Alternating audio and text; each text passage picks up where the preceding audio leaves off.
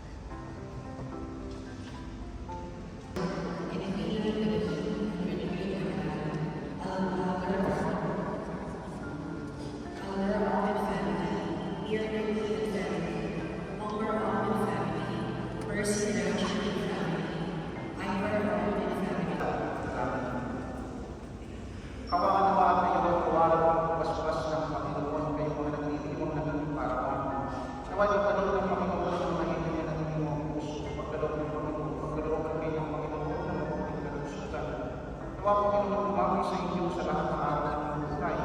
At nawa sa pagkakataon ng mga pag-uusap at pagharap sa mga sulok sa buhay, tuwangan kayo ng Panginoon. Nawa ko Panginoon magkaloob sa inyo ng masayang pamilya, ng mga maaasahan mga mahal sa buhay at mga kaibigan. At pagpalain kayo lahat ng mga pangyarihan ng Diyos, Ama, Anak at Espiritu Santo. Amen.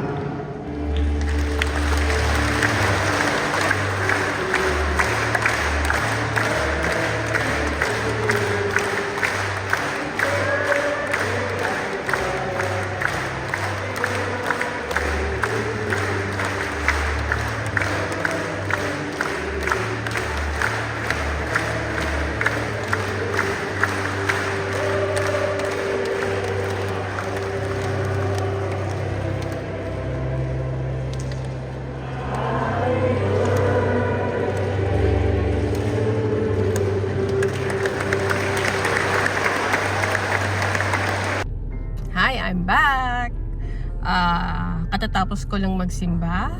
Na ngayon, nandito ako sa Barwa City. Ayan, ayan, ayan. Yung dati naming lugar. Hindi ko may pakita sa'yo kasi katapat ko basurahan. Bibili ako ng breakfast namin dun sa favorite namin na Hashwan. Tapsilog, karak, burger, and fries. At avocado shake. So, hihintayin ko siya kasi mga 20 to 25 minutes pa daw. Kadarating ko lang. So, wait lang. Wait natin. Hindi pa naman ako gutom. Okay? See you later. Ayan na. Nakakita ako ng magandang parking. Para tapat na tapat lang ng Hashwan. Waiting pa rin. Tonggots na. Hello again. So, dala ko na yung breakfast namin. So, pauwi na ako. Ang dadaanan ko ngayon ay yung isa pang ruta na pwedeng daanan pa uwi. Since andito ako sa Barwa City, mas convenient na doon ako dumaan kaysa umikot po ulit ako sa simbahan para umuwi. So, ito ngayon, ang daan, hindi nyo pa ito nakikita. So, paano mga lalabs? Enjoy the view!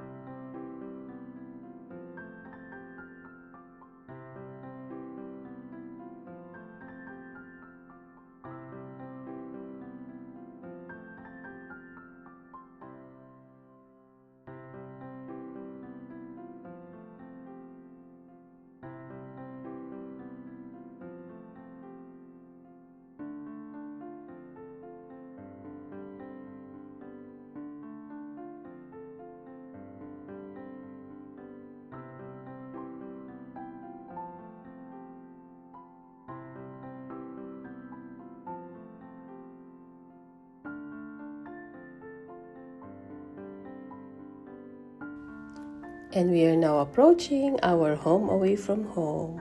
Salamat po sa panonood. Hanggang sa muli. Paalam!